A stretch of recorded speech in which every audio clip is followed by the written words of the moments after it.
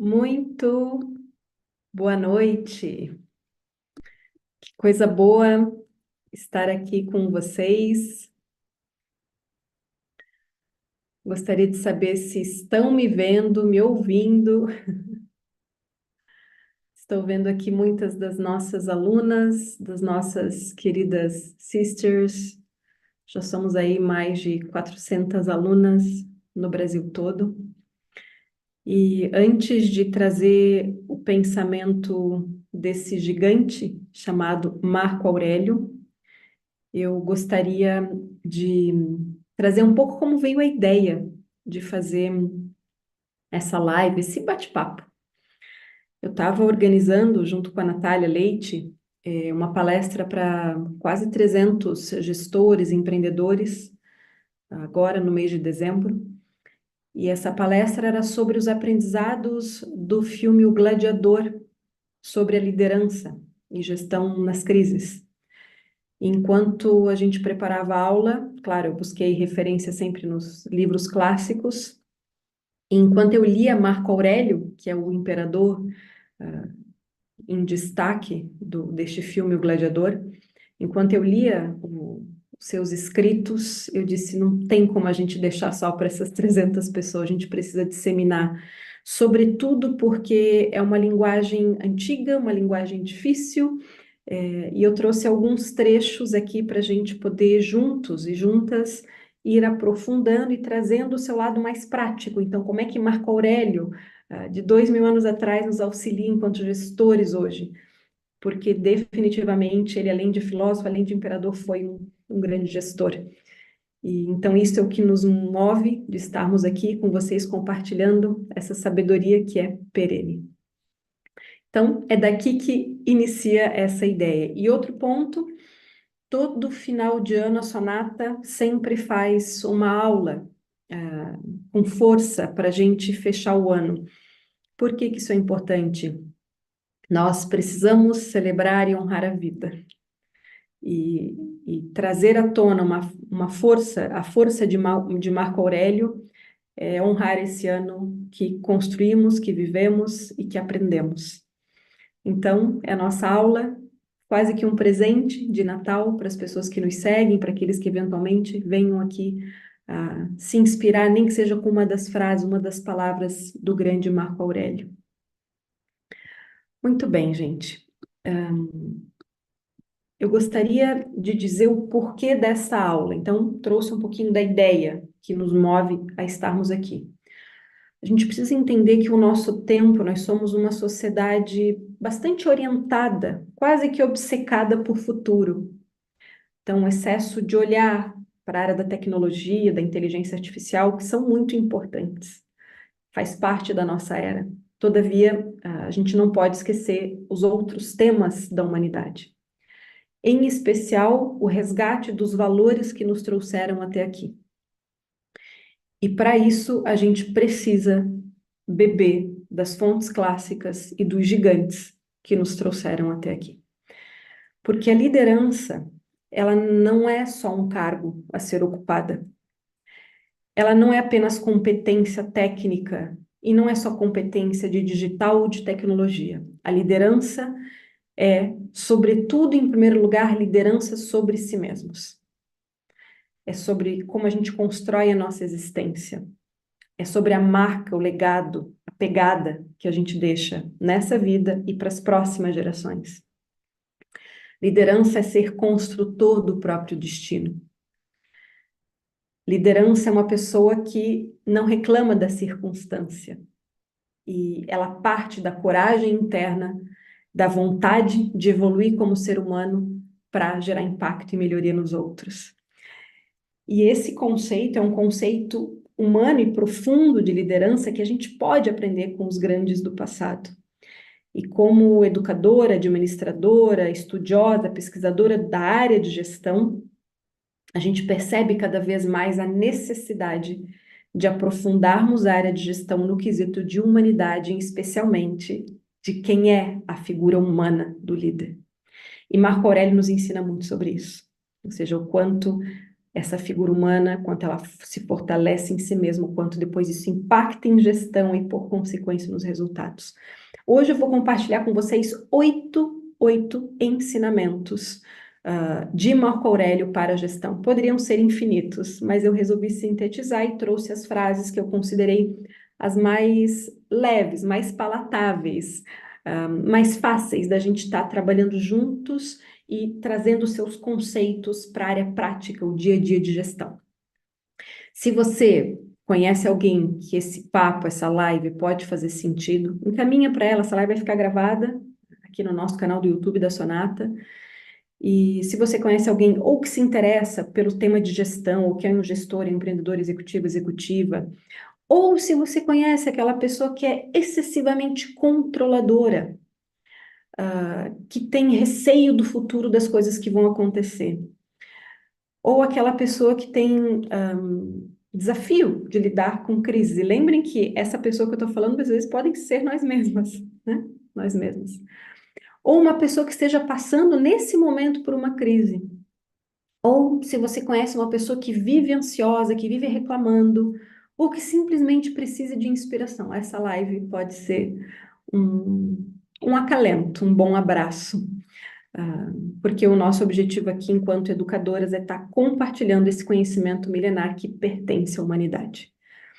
Eu sempre fui fã de estudar, em paralelo aos meus estudos em gestão, sobre ser humano nas várias áreas, em especial na área da psicologia e da filosofia. E bebo de diversas fontes. A minha formação foi e é por mais de 20 anos junto à Europa, especialmente Itália, e lá a gente ainda tem as fontes, as raízes, os textos clássicos, enfim, é muito forte a relação que se tem com essa antiguidade, mas que ainda segue viva e sustentando muitas das coisas que existem hoje. Antes de entrar em Marco Aurélio, nos 8 ensinamentos, então trouxe o porquê dessa aula, desse bate-papo, a importância de a gente resgatar o perene, o clássico, não é o antigo, é o clássico, é o que foi, é e sempre será. E o que é o estoicismo? Lembrando que esse bate-papo, essa aula hoje é traduzindo o estoicismo. Vamos traduzir esse negócio, essa corrente filosófica, que infelizmente, né, a gente ainda, o digital ele é extraordinário porque constrói pontes, dissemina tanto conteúdo pelos locais mais distantes, nesse caso das pessoas que falam a língua portuguesa, mas ao mesmo tempo existe uma superficialidade na compreensão dos conceitos mais importantes. Então, muitas vezes se entende de forma reducionista, reduzida, o que é o estoicismo. O estoicismo aquilo que eu não controlo, eu não olho, eu só foco naquilo que eu controlo. Será que é só isso? Tem algo que está relacionado a isso, mas é muito mais profundo. Então, um dos nossos objetivos aqui é trazer profundidade para termos que são muito importantes. E o que é o estoicismo? Então, traduzindo o estoicismo, é o nosso papo de hoje, em ensinamentos de Marco Aurélio, imperador filósofo, para a gestão. O que é o estoicismo? É uma corrente filosófica que nasce na Grécia no século IV a.C. e depois segue para Roma no período aí de primeiro depois de Cristo. A pessoa que cunha, historicamente, né, o termo o estoicismo, o movimento filosófico do estoicismo foi o filósofo Zenão. Zenão. E por que se chama estoicismo? Porque Zenão pregava, falava, filosofava num local chamado Stoa. Stoa seriam os pórticos. Ele fazia filosofia na rua, como muitos da época. E era num pórtico. Stoa, estoicismo. Então vem do local, do ambiente onde esse pensamento nasce. Então percebam que era um pensamento para ser disseminado, né, para a população da época. E claro, era um período também de crise. Porque se fala aqui de resgate da filosofia, da felicidade humana. É isso que o estoicismo busca, entender o que está na base da felicidade humana. No que consiste a tranquilidade da alma. O que distingue o homem sábio e feliz dos demais. E o estoicismo entende também a relação direta entre o problema externo, ou seja, a decadência de uma sociedade, por exemplo, ou de uma empresa, que é o nosso objeto de estudo, a decadência, a falência externa, na relação com a decadência interna do homem. Então, não existe separação entre aquilo que a gente vê fora e aquilo que a gente vê dentro do ser humano. Por isso que o estoicismo fala muito de como a gente fortalece o nosso mundo interior, porque o que a gente vê fora depois é consequência. E o estoico, ele é sempre essa posição filosófica, ela é sempre, o estoico ele é sempre inteiro naquilo que ele está fazendo, ele nunca está pela metade. E também é um prático, ele vai para ação, não fica racionalizando muito. Por isso que é um modo filosófico que cola com o ambiente gestor. O primeiro texto que eu tive acesso sobre estoicismo faz uns 10 anos. E quando eu lia, foi um texto de Sêneca. Na verdade, eu tinha lido outros, mas esse foi o que eu mais me aprofundei. E eu dizia, gente, mas eu sou uma estoica. É aquilo que eu consegui entender também na época. Então, muitos pragmáticos, gestores, empreendedores se conectam, porque entendem que essa postura interna é necessária para lidar com os grandes dilemas que todos nós temos enquanto gestores. Então, o estoico é um prático, não fica racionalizando demais. Outro ponto importante do estoico é que ele nunca vai reclamar. Ele não é uma pessoa que fica reclamando, apontando, encontrando culpados. Ele vai no coração, no âmago do problema, ele tem essa postura, o ela, né? Tem essa postura heróica, essa força interna para ir para a arena e buscar resolver o que lhe cabe. Outro ponto importante do estoicismo é que o juízo, a opinião alheia, a opinião do outro, não importa para o estoico. O que importa é a própria consciência. Então, é realmente uma filosofia moral que auxilia a como ser um líder virtuoso, a como a gente constrói o nosso melhor entregando para o mundo, sem se distrair com as opiniões e com enfim, as crises que fazem parte da humanidade sempre vão existir. E outra coisa linda do estoicismo é que ninguém pode mandar na alma de um estoico. E esse é o conceito máximo de liberdade. Por quê? Porque o seu mundo mais profundo é o estoico que acessa. E aqui eu queria ler só uns trechinhos bem curtinhos de alguns livros que eu separei aqui para compartilhar com vocês. Coisa boa, temos alguns alunos e alunas aqui já participando da nossa live. E não esqueça de mandar para aquela pessoa que você acha que pode fazer sentido. Queria compartilhar aqui esse livro. Sêneca é um dos principais autores do movimento estoico, especialmente daquele que depois vai para Roma. E esse aqui fala da tranquilidade da alma, esse livro. Olhem que prático, gente. Faz-se necessário muito recolhimento para dentro de si próprio. Olhem o que está na base do movimento estoico. Não é só, aquilo que eu não controlo não me importa. Não é sobre isso. É sobre, primeiro eu preciso cultivar o meu mundo interior. A partir desse cultivo do meu mundo interno, de como eu lido com as minhas emoções, aí sim eu posso manter a minha subjetividade diante dos problemas fora. Outro ponto, solidão e companhia devem ser mescladas e alternadas. Então é importante ter momentos só eu comigo mesma e ter momentos com companhias. Então, essas precisam existir e também serem mescladas. Portanto, uma é remédio para outra. Então, a gente precisa cultivar a solidão e ter os momentos de encontro. Então, é sobre a tranquilidade da alma. O que será que falta? Gente, nós estamos na era dos problemas de saúde mental. Ou se eu sou uma gestora, um gestor que estou num momento, enfim, de problema, de ansiedade, a importância da gente se recolher no nosso mundo, e aqui eu vou dar várias dicas práticas para a gente buscar a tranquilidade da alma. Quando eu tenho tranquilidade na alma, eu facilito o processo criativo, o processo de intuição, o processo de inovação. Porque se eu estou embebido no caos, dificilmente eu vou encontrar a solução. Então, o estoico entende que as soluções partem do mundo interno. Então, essa é uma sugestão de referência. Esse aqui é um livro que eu comprei nas minhas muitas andanças pela Itália, Como Ser Estoicos, Redescobrir a Espiritualidade dos Clássicos para Viver uma Vida Moderna. Gente, que coisa boa, né? Isso quer dizer que a nossa humanidade está em crise, né? Por isso que essas obras estão vindo com tudo. Mas é isso, né? Somos cíclicos.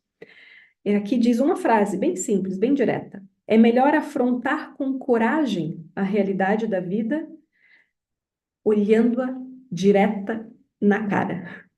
Então, é melhor a gente afrontar a realidade. Não adianta a gente ficar fugindo da realidade. E nós vivemos sempre hic et nunc, que é um termo em latim, que é nós vivemos sempre aqui e agora. Então, a importância de saber se conectar com o momento presente, claro, enxergando o longo prazo, mas é importante a gente viver o presente. Então, essa é outra postura heróica. Esse daqui é um outro livro que eu gostaria de indicar. Esse, na verdade, é o livro, um dos primeiros que eu li. Ele é bem fininho, é do Sêneca. Esse aqui eu ganhei de uma aluna, nunca me esqueço. É sobre aprendendo a viver. Ele fala sobre tudo, como a gente lida com o tempo. ah, Enfim, fala de tantas, tantas coisas. A inquietação de só focar no futuro. Então, essa é outra obra que eu gostaria de indicar. Então, aqui falamos um pouquinho de estoicismo. E vamos agora falar sobre Marco Aurélio. Por que Marco Aurélio e o estoicismo? Por que que a gente resolveu então trazê-lo, né, como destaque dentro do movimento estoico?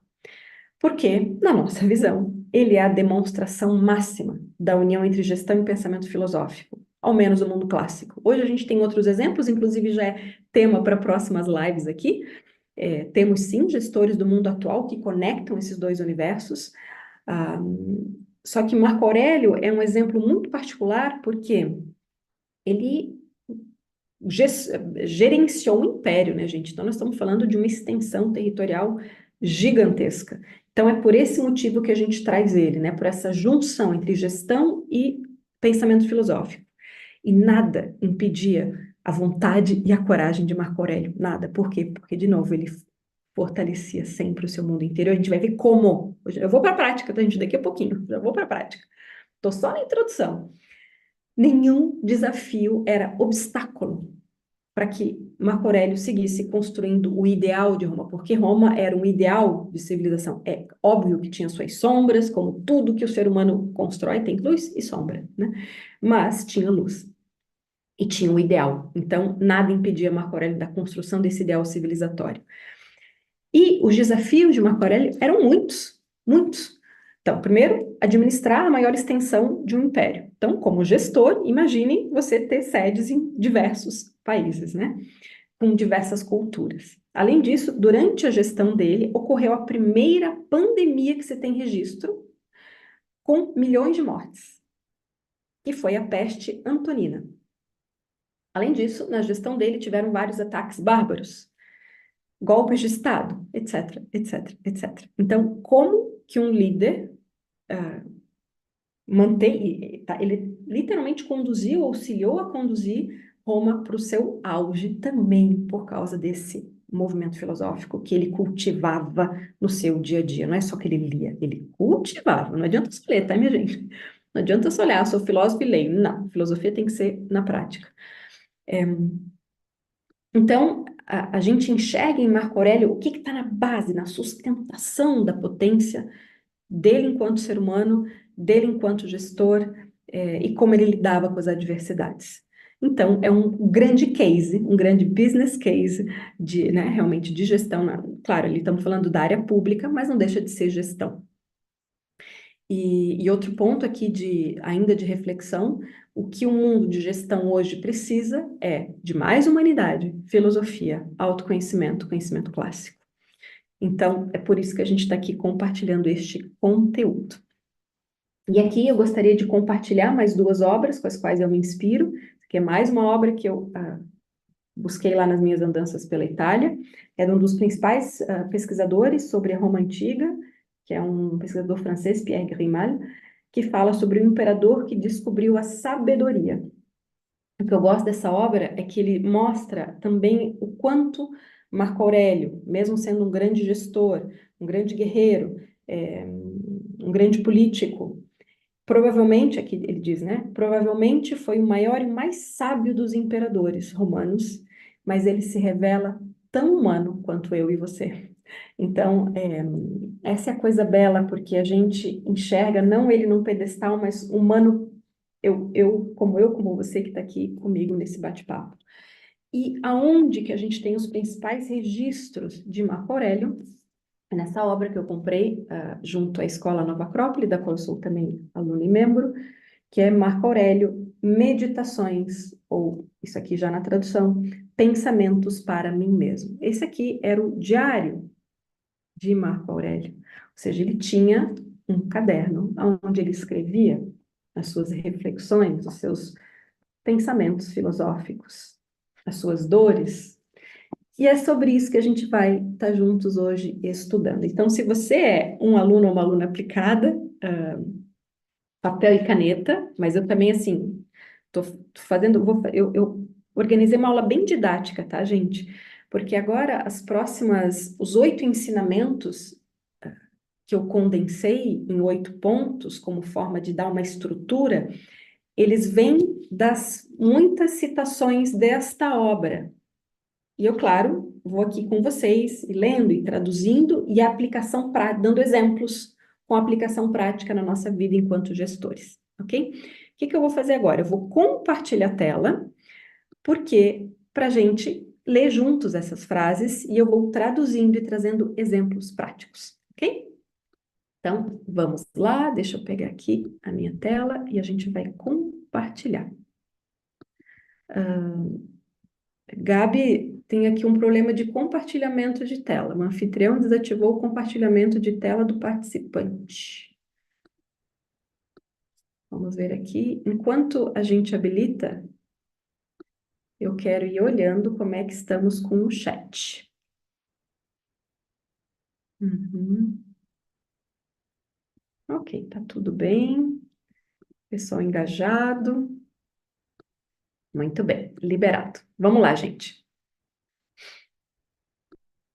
Então, começamos aqui a nossa análise do que Marco Aurélio nos ensina para nós gestores. O que é importante trazer, tá? Primeiro, como premissa. A escrita para Marco Aurélio era uma das formas de conexão com o seu mundo interior, que é essa obra que eu apresentei aqui para vocês, chamada Meditações. E aqui já vem o primeiro aplicação prática para nós gestores. Inclusive, cada vez mais a psicologia positiva enxerga a importância da escrita. Nós precisamos usar da escrita para que a gente possa aquietar a mente, muitas vezes, fazer uma limpeza interna, ou mesmo escrever os aprendizados do dia. Várias abordagens de autoconhecimento e desenvolvimento humano têm usado cada vez mais a escrita como um processo também de liberação da criatividade. Tá? Então, Marco Aurélio usava a escrita. Imaginem ele voltando nas batalhas, voltando para sua tenda e escrevendo, né, todas as coisas que vinham na mente dele ou no seu gabinete, enfim. Então, a escrita ela é fundamental para nós gestores. O que eu já começo a trazer como um ponto de observação que a gente vai em seguida aprofundar? No mundo de hoje, que enxerga o homem-máquina em todos os níveis de uma organização, vamos pegar um gestor. O que é o gestor do mundo, né, de visão de homem-máquina? É um gestor que é hiperprodutivo, que trabalha o dia inteiro, todos nós somos forjados nessa cultura, né? Que dorme, tem que acordar às 5 da manhã, se tu não acorda às 5 da manhã, tu não vai ter sucesso.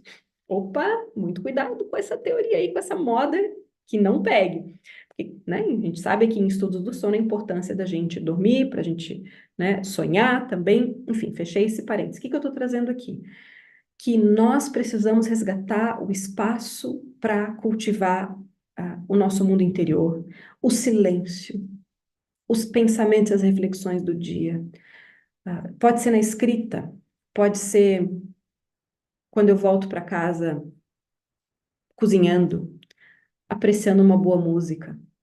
Para aqueles que têm o privilégio de ter um jardim, uma horta. Então, são pequenas ações que cada um vai encontrando o seu refúgio interior. Então, eu estou entrando aqui na filosofia prática de que nós, gestores, precisamos parar a agenda louca, porque senão nós somos consumidos por ela, devorados por ela, entramos em ansiedade, não damos espaço para o nosso mundo interior ser criativo e, muito menos, não criamos fortaleza para lidar com os desafios quando eles são maiores. Então, essa prática de escrita ela é muito importante para ir nos fortalecendo dentro. Então, Marco Aurélio nos ensina de como a gente cultiva uma vida interior para lidar com as adversidades. É como se a gente tivesse com esses pequenos, aqui falando bem uma língua de gestão, né? Com essas pequenas ações diárias, chamada de microcomportamentos, de cultivo do nosso mundo interior, e pode ser, gente, 15, 20 minutos, cada um vai encontrar aquilo que é possível, ok? ouvir uma boa música, esse momento de pequena solidão, que é o encontro no final consigo mesmos. Esses momentos eu estou gerando crédito na minha conta, no meu caixa emocional para lidar com as crises. Qual é o problema? Que as pessoas se esgotam, quando vem uma crise não sabem de onde partir, não sabem a quem recorrer, porque querem fora. Só que na crise a gente tem que recorrer com os nossos recursos internos. Então, esse cultivo da vida interior é gerar crédito para quando eu preciso. Não só para quando eu preciso, mas para quando as pessoas, porque o líder é aquele que puxa adiante as pessoas, para quando as pessoas do nosso time também precisam. E ao cultivar esse mundo interior, eu amplio a minha sensibilidade. A pessoa não precisa falar quando tem um problema. Muitas vezes eu preciso falar com tal pessoa, porque eu sinto, eu intuo. Só que se eu estou na rotina, eu não abro o canal da sensibilidade. Então, gente, só essa premissa já dá uma aula. Muito bem, vamos lá. Primeiro ensinamento. Meu Deus, ó, o tempo correndo, eu pretendo fazer em 1 hora esse papo. Vamos ver se vai ser possível. Primeiro ensinamento é a valorização das raízes. Marco Aurélio, já no início da obra Meditações ou Pensamentos para mim mesmo, na primeira parte ele agradece aos mestres, os que vieram antes, os seus familiares, ou seja, ele valoriza as suas raízes. Não é possível uma árvore crescer frondosa e dar frutos sem as raízes nutridas. E essa é uma metáfora para nós gestores.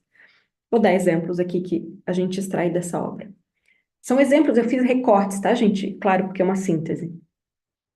Do avô Vero, o bom costume e a calma. Ele vai relatando o que ele aprendeu de comportamento, de virtudes, com as pessoas que vieram antes dele, familiares ou não, porque, inclusive, ele foi filho adotivo do imperador. E essa era uma das grandes práticas exercidas até Marco Aurélio, que era passar o bastão para filhos adotivos que já demonstravam talento para ocupar aquele ofício.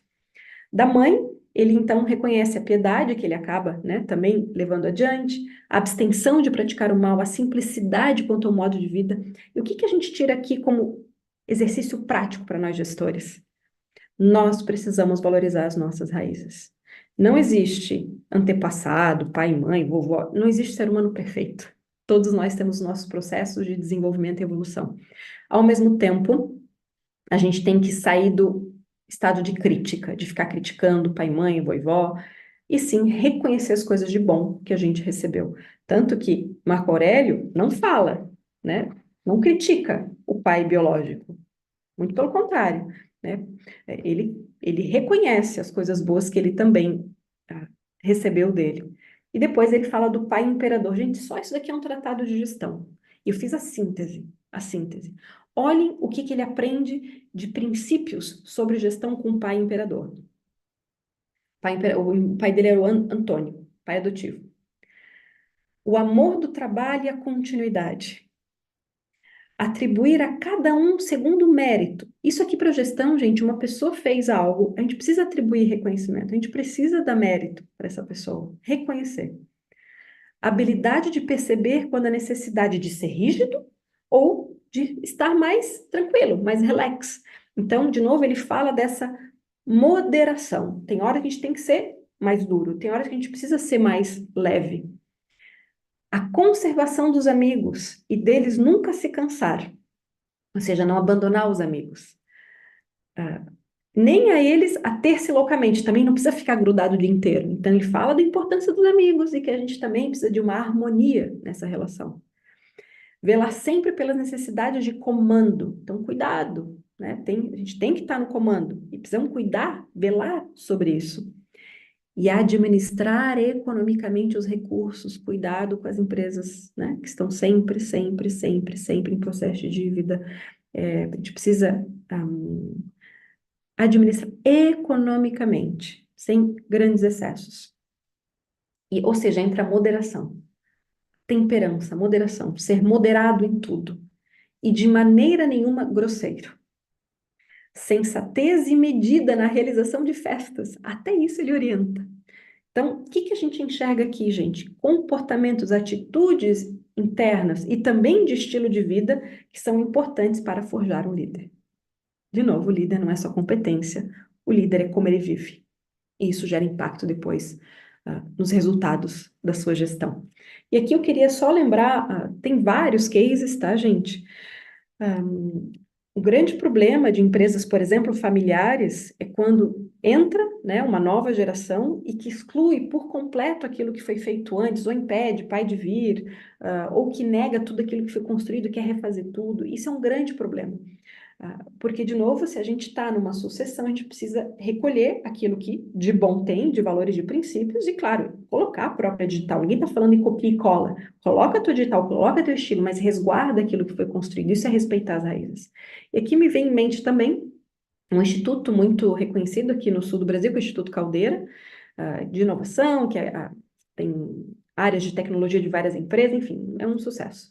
Mas o que é muito interessante, que quem tem olho clínico percebe, é um local que valoriza as raízes, e quem valoriza as raízes tem força. Então, a gente enxerga na sala do sócio, de um dos fundadores, enfim, a, a foto do avô. A foto do avô, né, o quadro do avô está literalmente atrás da mesa dele. Então, tem um reconhecimento do avô que construiu aquele local. Depois tem um memorial que valoriza as memórias do avô, da história empresarial da família. Então, são essas atitudes de reverência às coisas boas e grandes que foram feitas pelos nossos ancestrais que fortalecem as raízes, que geram uma árvore frondosa que dá frutos. Óbvio, precisa de competência, né, gente? É claro que tem que estar adequado ao mercado, ninguém está falando isso, é óbvio que sim. Só que, de modo geral, o que que a gestão olha? O que que está, né, do chão para cima. A gente tem que começar a olhar o que que está na base. Então, reconhecer as raízes traz força. E Marco Aurélio nos ensina isso bem no início do seu livro. Vamos para o segundo aprendizado. Agora é só frase e reflexão, tá bem? Então, primeiro, precisamos valorizar raízes. Segundo, a gente precisa de momentos de recolhimento. Procura refúgios para ti. Pode ser casa de campo, costas litorâneas, montanhas. E a gente precisa acostumar a desejar esses isolamentos nesses refúgios. Uma praia, um parque, enfim, refúgio para encontro consigo mesmo. Mas, olha a coisa mais interessante que ele traz. Tudo isso, porém, é o que há de mais vulgar. Vulgar, a gente precisa entender na linguagem clássica. Vulgar é relativo. Então, tudo isso é relativo, ou seja, o local, ele é importante. Mas isso também é relativo. Por quê? A gente pode, quando quiser, a qualquer instante, recolher-se em si mesmo. Porque em nenhuma parte um homem se recolhe nem mais tranquila, nem mais calmamente do que na própria alma. Ou seja, o local onde a pessoa encontra a maior paz é dentro de si. Então ele diz: sim, nós temos que ter os nossos momentos de recolhimento fora. Ao mesmo tempo, o que que ele traz? Gente, ele era um guerreiro. O que que ele traz? Que não adianta só eu estar bem nestes momentos de solidão, quando eu saio. Porque é fácil meditar né, na praia. Agora vai meditar no meio do caos.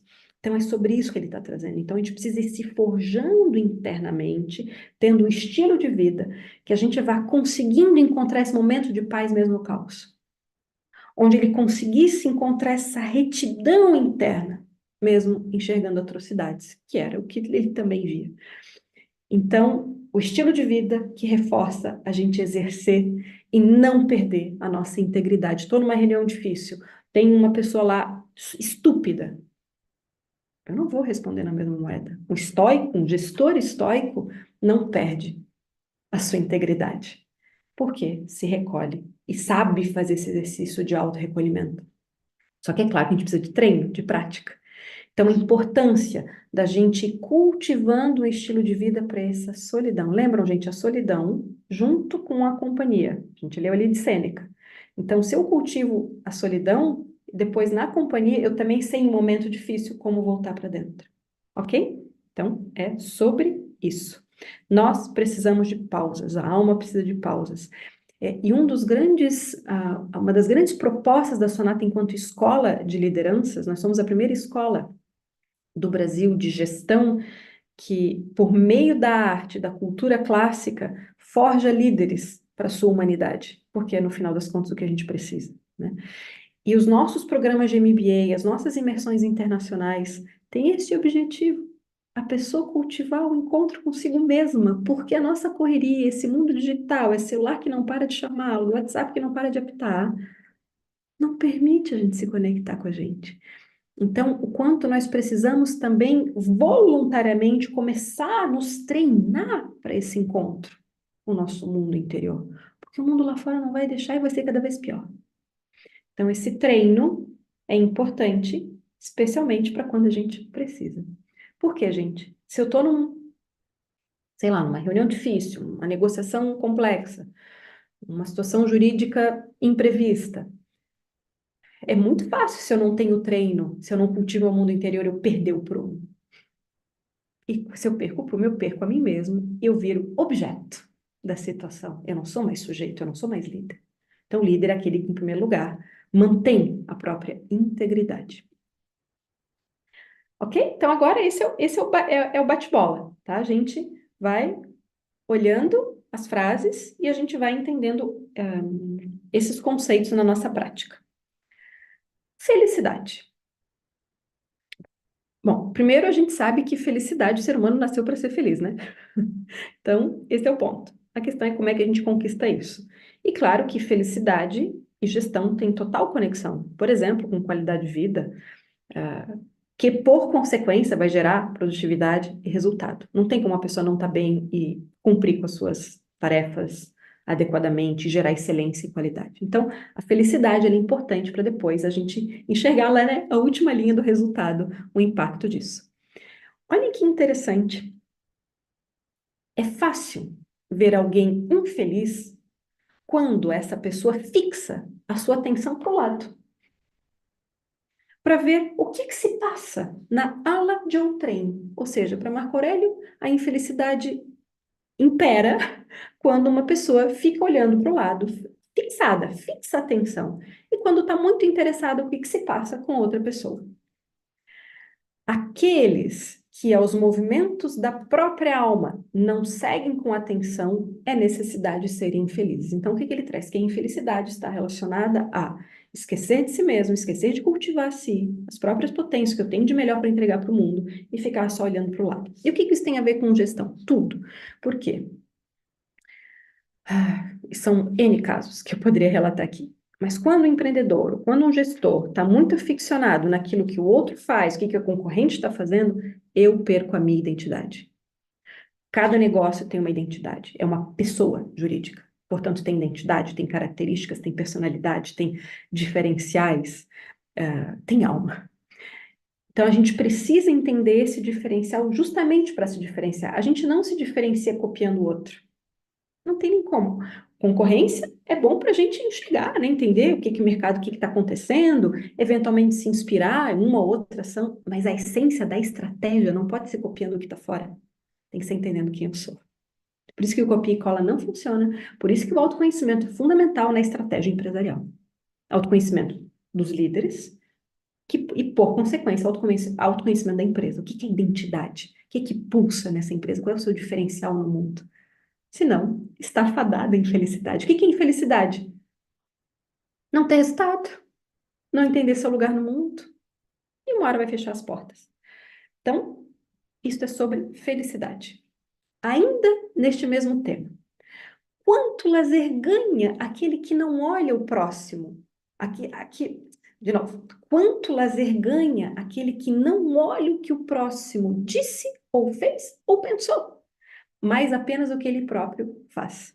Então, quanto lazer, quanta qualidade de vida ganha uma pessoa que não fica ouvindo o que os outros falam sobre ela mesma, ou sobre o que o outro fez, ou o que o outro pensou, mas apenas focada naquilo que ela pode fazer.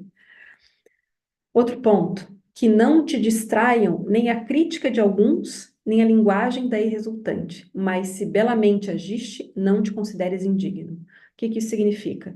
A gente não pode se distrair com as críticas, nem com os elogios. A gente não pode se distrair, porque crítica é distração.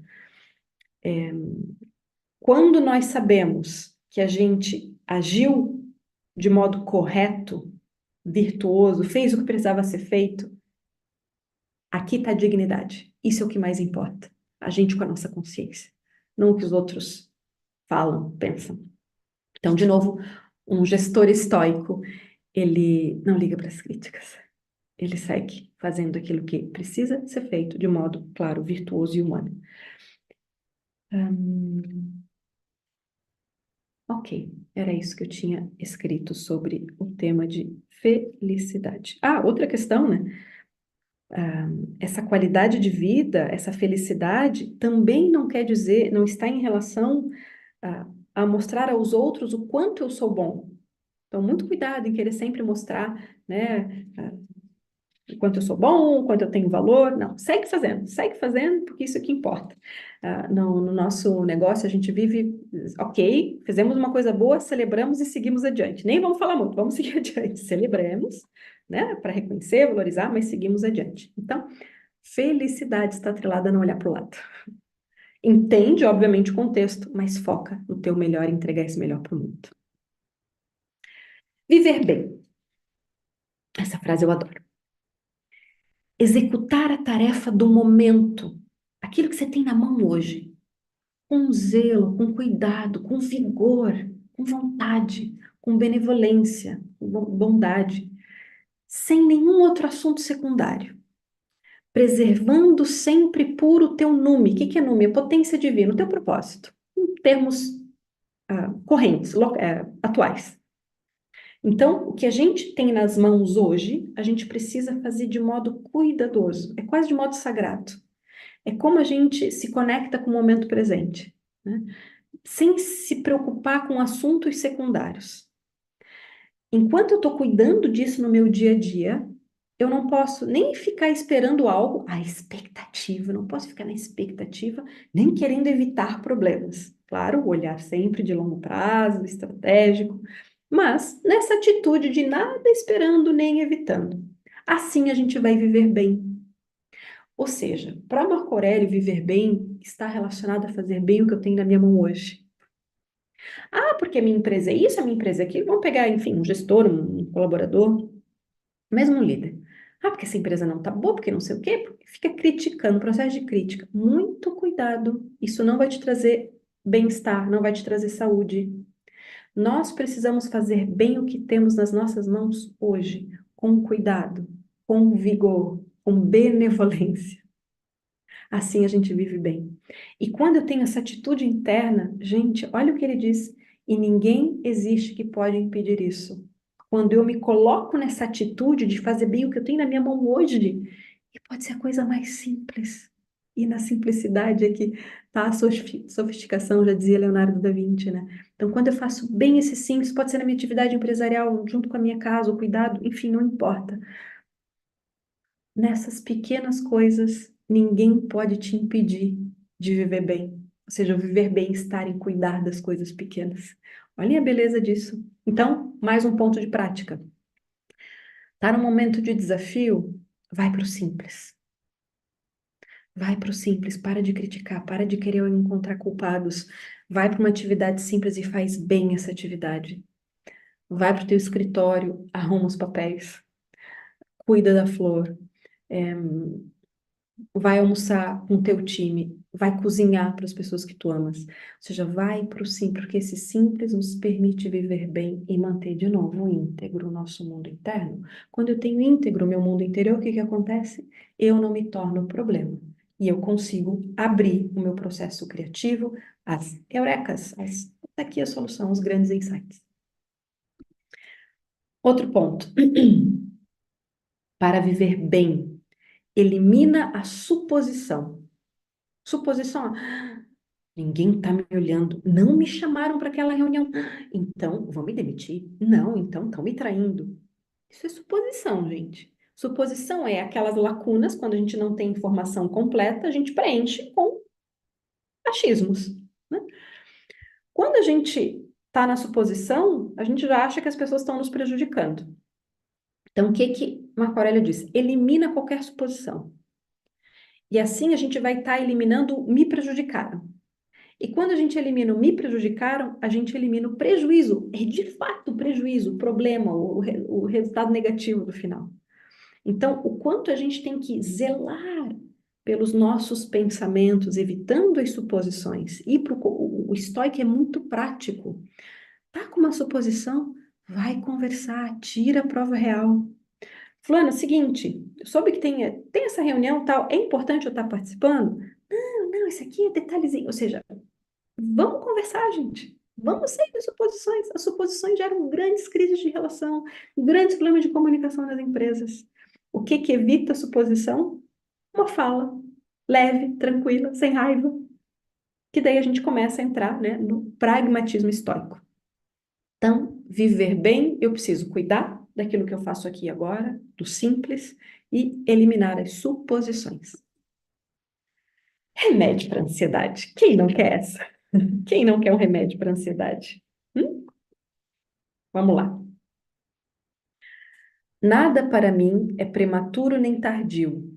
Do que para ti, cosmos, é oportuno. Gente, isso daqui é de uma profundidade. A gente precisaria de uma aula inteira só para falar dessa frase, mas vamos lá. O que que representa essa frase? Para os estoicos, tudo o que acontece faz parte de uma matemática do universo, do cosmos. Inclusive, as coisas que acontecem, sem dar juízo de valor bom ou ruim.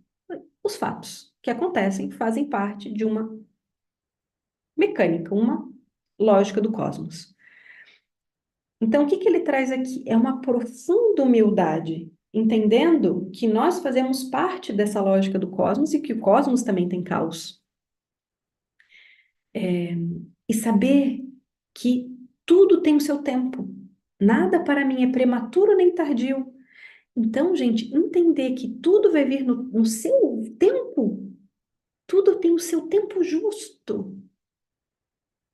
Isso traz uma aquietação, porque ansiedade é querer antecipar o tempo das coisas. Ansiedade é construir um negócio e no primeiro ano a gente já querer o resultado de 10 anos de história. Não tem como. Então, Marco Aurélio traz que nada é prematuro ou tardio, tudo é na justa medida, porque faz parte de uma lógica sistêmica do cosmos e do universo. Tem uma humildade profunda de aprender a conviver com o tempo. E Jung fala sobre isso, né? Sobre os processos alquímicos interiores. ah, vamos pegar o exemplo da gastronomia. Vou fazer um risoto, botei cebola, azeite de oliva, depois eu botei o arroz, botei os ingredientes. A alquimia é a junção dos ingredientes, das experiências que a gente vai tendo e vai ficar pronto no momento que tiver que ficar pronto. Não é quando eu quero. Não, botei tudo agora, agora tem que ficar pronto o risoto. Não é assim. Precisa do tempo de cozimento, precisa da água, precisa do fogo. Com a gente é o mesmo processo. Então, acolher o tempo das coisas. Este é um remédio para a ansiedade. Foco. Isso aqui, nossas alunas estão gostando, gente? Estão aqui no chat, que eu estou super focada no conteúdo. Depois eu venho para o chat com vocês. Foco. Isso aqui para nossas. Eh, geralmente, a gente acompanha muitas mulheres gestoras, né? Gente, a coisa do foco é um desafio, até pelo peso cultural da mulher que precisa servir a tudo e a todos. Então, o foco ele é fundamental para Marco Aurélio. E o que que ajuda a ter foco? Que não te distraiam os incidentes de fora. Tem uma crise aqui, tem uma situação acolá. Isso não pode te distrair. Para a gente não cair em distrações, o que que é importante? Conceder a si mesmo tempo livre para aprender mais alguma coisa boa e cessar de ficar dando voltas. Então, ele diz o seguinte: o que está lá fora é um momento de crise, não fica distraído. Ah, porque o culpado é isso, o culpado é aquele, porque o mercado, porque a fábrica, porque o governo. É o clássico, né, gente? Então, o que que ele está dizendo? Não fica distraído nisso. Ok, tem crise, mas não te distrai, não coloca a tua energia aqui. O que que a gente precisa fazer? Nesses momentos de incidentes, eu preciso ter tempo livre para aprender alguma coisa boa, algo que vai me nutrir, algo que vai me fortalecer. Olha que genial! De novo, ele está sempre falando de como é que a gente nutre o nosso mundo interior, para não fazer com que o incidente lá fora também me arruine. Outro ponto do foco. Ocupa-te de poucas coisas, se queres ter bom ânimo. Ou seja, a gente precisa focar pouca coisa para ter um ânimo, bom humor, estar bem. É necessário para com cada coisa lembrar a ti mesmo. Não seria isso uma das coisas não necessárias? Será que eu preciso fazer isso? Então ele diz que é necessário a gente eliminar as coisas desnecessárias e também as fantasias. Deixa eu trazer para a prática. Nós vivemos hoje no mundo das reuniões. E essa é uma das grandes queixas que a gente tem dos nossos alunos, alunas, mentorados. Queixa em que sentido? Eu tenho um monte de reunião, um monte de reunião, um monte de reunião, eu não consigo fazer o meu trabalho. Aí eu levo o trabalho para casa, exaustão, tudo aquilo que a gente já sabe, né? O que a gente precisa começar a fazer, gente? Essa reunião, eu preciso estar? Então, começar a separar o necessário do desnecessário, porque senão a rotina nos devora. Então, nós estamos de foco. Ocupa-te de poucas coisas. Mulheres empresárias, de preferência, dedicam-se ao seu negócio, as coisas são importantes na tua vida naquele momento. Não me faz 500 projetos. Vai para um projeto voluntário? Primeiro, teu negócio está saudável? Ok, então não vai dedicar 300 horas ao projeto voluntário. Eu digo que é possível, senão é incoerente. Então, te ocupa de poucas coisas. Se queres ter bom ânimo, e sem bom ânimo, como é que a gente constrói negócio, gente? Não tem como, né? Então, lembrando sempre, isso é necessário, isso não é, isso eu posso delegar. Gente, isso daqui é para os controladores. É necessário tu estar aqui fazendo isso? É necessário, realmente necessário. Tu precisa estar aqui? Se não, delega, contrata. Não, uma paz. Então, foco é fundamental para o gestor estoico. Resiliência, essa frase é linda, gente. A gente está quase chegando no final, tá? Ó, talvez eu cumpra a minha meta. Resiliência. Ser semelhante ao promontório. O que que é o promontório? Sabem aquelas paredes, as montanhas de pedra e que depois lá falece, tipo falésia, que depois vem o mar? É isso, tá? Então, uma montanha elevada. Nós precisamos ser iguais, semelhantes, parecidos aos promontórios, que são essas montanhas contra as quais incessantemente afluem as ondas, contra as quais as ondas estão sempre batendo. E a montanha está sempre ali, ereta. Essa montanha se mantém ereta. E em torno de si adormecem as inflamações das águas. Então, o que está dizendo? Eu me mantenho ereto, essas águas depois vão se acalmar. Não falar, desgraçado eu, pobre de mim, porque isso me aconteceu. Nada disso, diz Marco Aurélio. Afortunado eu, porque tendo me acontecido isso, continuo até o fim sem sofrimento. Nem quebrantado, nem debilitado, estou traduzindo, tá, gente? É um texto denso, é uma linguagem clássica. O que eu digo, as pessoas superficializam, porque ninguém lê, poucos leem. Continuo até o fim sem sofrimento, nem debilitado pelo presente, nem atemorizado pelo futuro. Então ele diz: nós precisamos nos inspirar nessa atitude, né, dessas montanhas, dessas paredes rochosas que tem a água sempre batendo nelas, mas uma hora elas vão se acalmar. E quando essa água está batendo, que é a crise, a gente não pode se colocar numa situação de meu Deus, pobre de mim, por que que isso está acontecendo?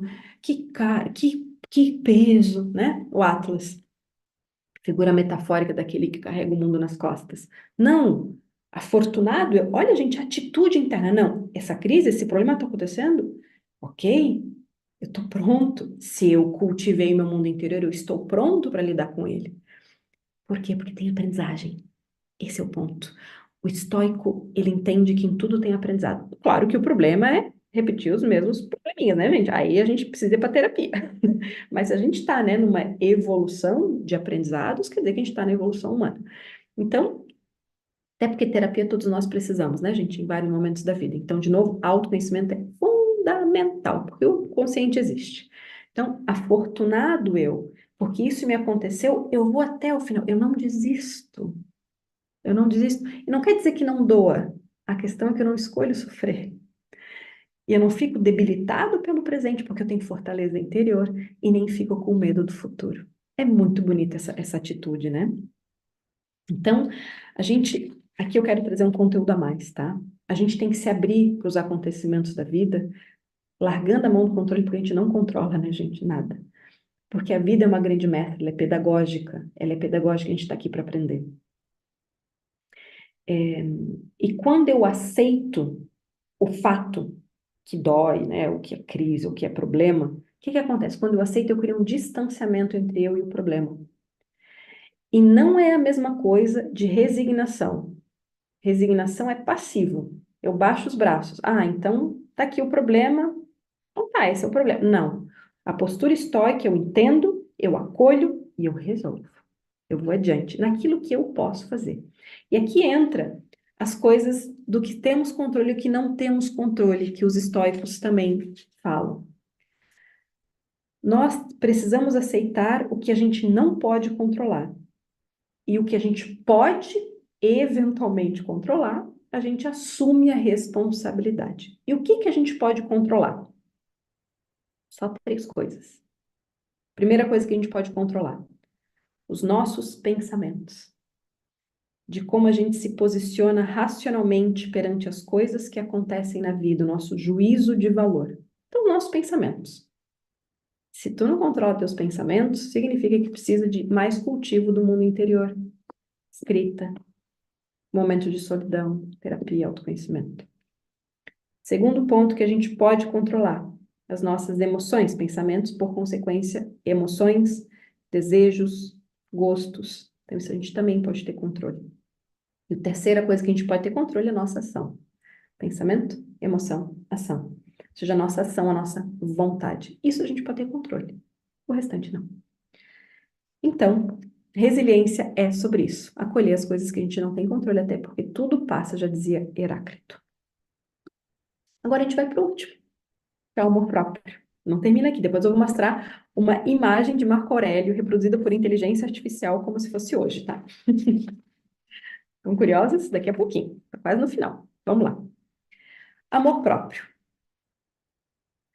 Amas a ti mesmo quando amas a tua natureza e seus propósitos. Mais uma frase que merece uma aula.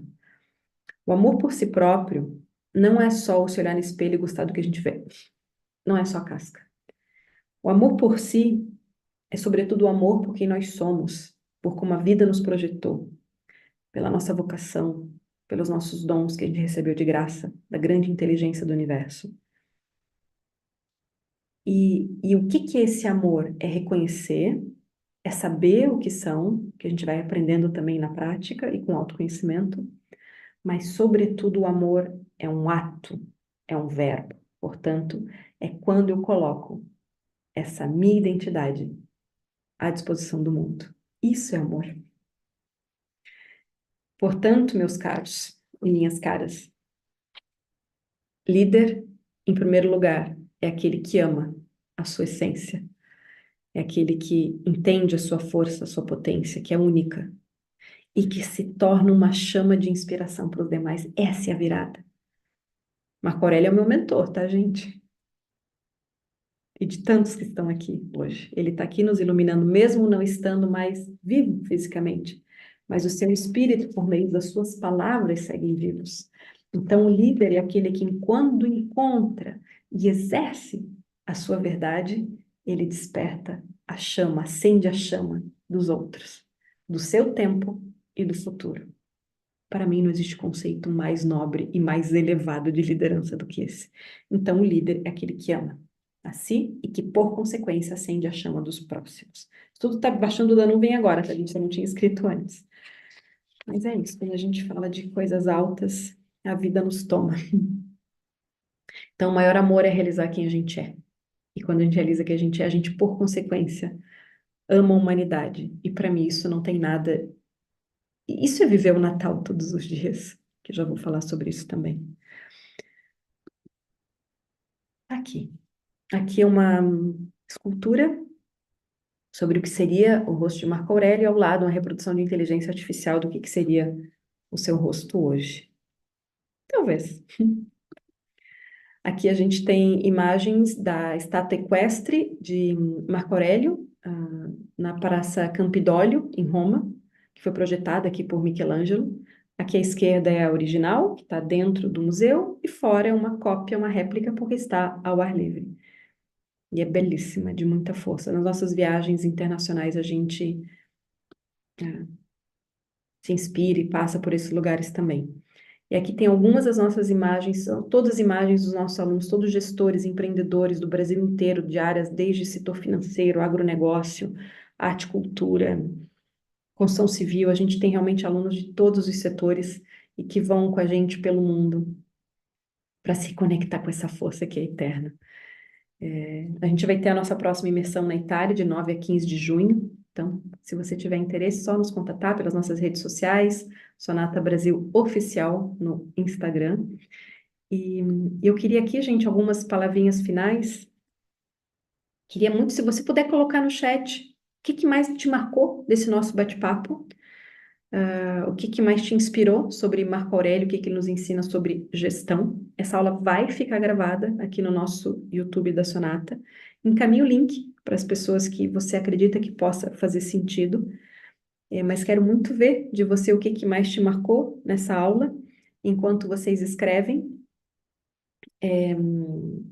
Por que este tema para uma aula especial de Natal? Como eu já mencionei, o que que é viver Natal? Natal é a celebração, não só do solstício, no nosso caso, de verão, isso já ancestralmente se comemorava, mas também o nascimento do Cristo, que veio trazer uma palavra de sabedoria para a humanidade, que veio reconectar o ser humano com Deus.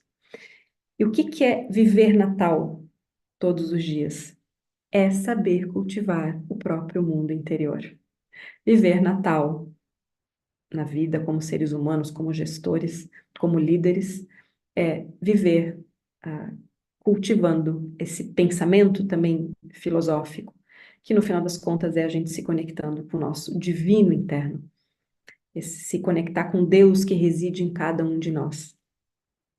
Isso é viver a sabedoria crística na vida terrena. A sabedoria de Cristo é conectar o humano com Deus que reside dentro de si, e, por consequência, com o Deus. Então, cultivar o nosso mundo interno é cultivar o nosso lado humano que precisa ser cultivado. Aí a gente não precisa só do 25 de dezembro para lembrar quem somos e o que estamos aqui fazendo. Também pela palavra desse grande sábio que veio relembrar ao humano quem ele é. Deixa eu ver aqui no chat como é que estamos, como é que estamos. Amor, gratidão, quanta inspiração. Gente, eu espero ter contribuído, eu espero humildemente aqui ter feito o papel de mediação entre as meditações e o líder do nosso tempo, os líderes do nosso tempo. Pedi muita licença a Marco Aurélio antes de estar aqui com vocês e que essas palavras possam nos guiar durante todos os dias de 2024. Nós, a Sonata, desejamos um Natal no seu verdadeiro sentido e que o próximo ano seja um ano de cultivar o nosso império interior antes de construir um império fora. A gente vai colocar também um outro presente nos nossos perfis, nos nossos grupos. A gente sempre tem uma playlist de Natal que possa te acompanhar aqui nas festas de final de ano. Muito obrigada a você que caminha com a gente, com a Sonata, as nossas queridas alunas, alunos. Sem vocês, nada disso existiria. Muito, muito obrigada. Sempre falo, vocês são mecenas de uma revolução educacional. E é só o início. Um grande beijo, bons estudos, boa reflexão de final de ano e que a gente viva com esses ensinamentos o verdadeiro sentido do Natal. Até breve.